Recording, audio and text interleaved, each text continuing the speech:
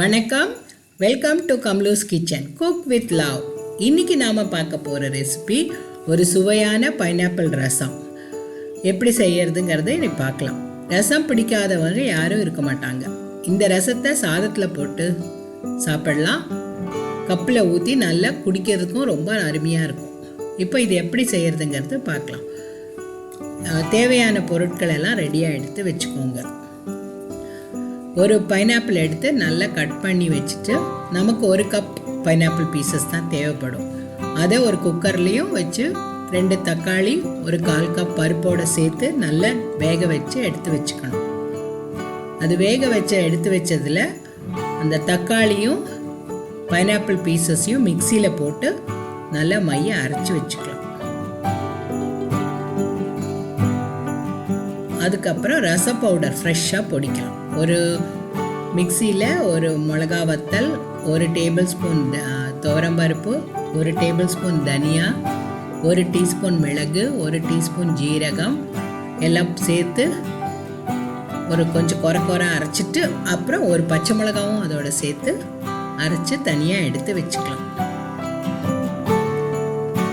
ஒரு கடாயில் மிச்சம் இருந்த பைனாப்பிள் பீசஸையும் சேர்த்து நம்ம அரைச்ச அந்த பேஸ்ட்டையும் அதோட போட்டு ஒரு புளி கரைச்சி வச்சுருந்தோம், அதுவும் சேர்த்துக்கலாம். புளி வேண்டாதவங்க அதுக்கப்புறமா லைம் ஜூஸ் ஊற்றிக்கலாம். ஸோ மஞ்சத்தூள், உப்பு, கொஞ்சம் காயம் பவுடர், ஒரு பச்சை மிளகாய் எல்லாம் போட்டு தேவைப்பட்ட தண்ணீரையும் ஊற்றி நல்லா கொதிக்க வைக்கலாம். அது கொஞ்சம் அந்த பைனாப்பிள் பீசஸ் எல்லாம் நல்லா சேர்ந்து நல்லா கொதித்ததும் நம்ம அதில் நம்ம பொடிச்சு வச்சிருந்த ரசம் பவுடரும் அதோட சேர்க்கலாம்.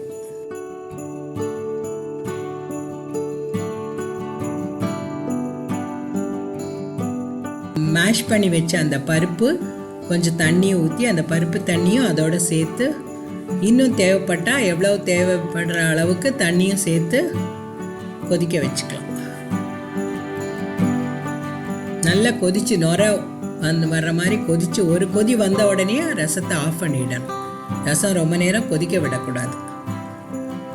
அதுக்கப்புறம் தாளிக்கிறதுக்கு தாளிப்பு கரண்டியை நம்ம சூடு பண்ணிட்டு 1 டீஸ்பூன் நெய் ஊற்றி அதில் 1 டீஸ்பூன் கடுகு, 1 டீஸ்பூன் ஜீரகம், 1 மிளகாய் வத்தல், கருவேப்பிலை, கொஞ்சம் காயம் பவுடரும் இதோட சேர்த்துக்கலாம். சேர்த்து நல்லா ஃப்ரை ஆனதுக்கப்புறமா அதை ரசத்தில் நம்ம கொட்டிக்கலாம். கொட்டி கொத்தமல்லி தழையும் சேர்த்து அந்த பைனாப்பிள் ரசத்தை ரெடி பண்ணி வைக்கலாம். ரொம்ப ஒரு அருமையான சுவையான பைனாப்பிள் ரசம் தயாராகிடுச்சு. இந்த ரெசிபி உங்கள் எல்லாருக்கும் பிடிச்சிருக்கும்னு நினைக்கிறேன்.